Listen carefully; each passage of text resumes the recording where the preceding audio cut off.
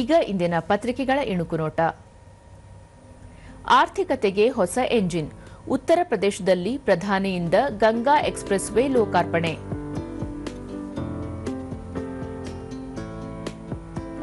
ಇಂಧನ ಕ್ರಾಂತಿಗೆ ಕೇಂದ್ರದ ಮುನ್ನುಡಿ.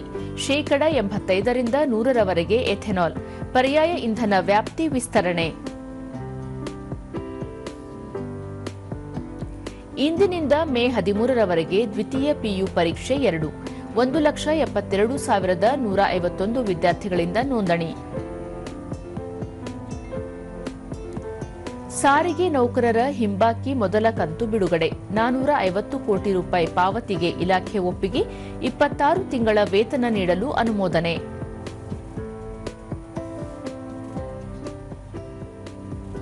ಬಂಗಾಳದಲ್ಲಿ 92% ಮತ. ದೇಶದಲ್ಲಿ ಹೊಸ ದಾಖಲೆ. ಯಾವ ರಾಜ್ಯದಲ್ಲೂ ಇಷ್ಟು ಮತದಾನ ಆಗೇ ಇಲ್ಲ. ಎಸ್ಐಆರ್ ಗದ್ದಲದ ನಡುವೆಯೇ ಇತಿಹಾಸ ಸೃಷ್ಟಿ. ಇವು ಇಂದಿನ ಪತ್ರಿಕೆಗಳ ಪ್ರಮುಖ ಸುದ್ದಿ. ಉಳಿದಂತೆ ಹಾರ್ಮುಜ್ ತೈಲ ಇಕ್ಕಟ್ಟಿನಿಂದ ಪಾರಾದ ಭಾರತ. ಇಂಧನ ರಫ್ತಿಗೆ ಯುಎಇ ಹೊಸ ಮಾರ್ಗ. ಉತ್ಪಾದನೆ ಮಿತಿಯಿಂದ ಅರಬ್ ಮುಕ್ತ. ಕಚ್ಚಾ ತೈಲ ರವಾನೆ ಸಲೀಸು. ನಾಳೆಯಿಂದ ಎಲೆಕ್ಟ್ರಿಕ್ ವಾಹನಗಳಿಗೆ ಆಜೀವ ತೆರಿಗೆ. ಮೋಟಾರು ವಾಹನ ತೆರಿಗೆ ತಿದ್ದುಪಡಿ ವಿಧೇಯಕ ಜಾರಿ. 12 ಸೀಟು ಮೇಲ್ಪಟ್ಟ ವಾಹನಗಳ ತೆರಿಗೆ 1,000 ರೂಪಾಯಿ ಇಳಿಕೆ.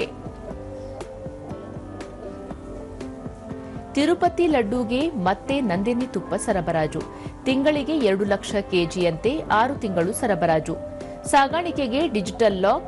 ಡಿಕೆ ಸುರೇಶ್.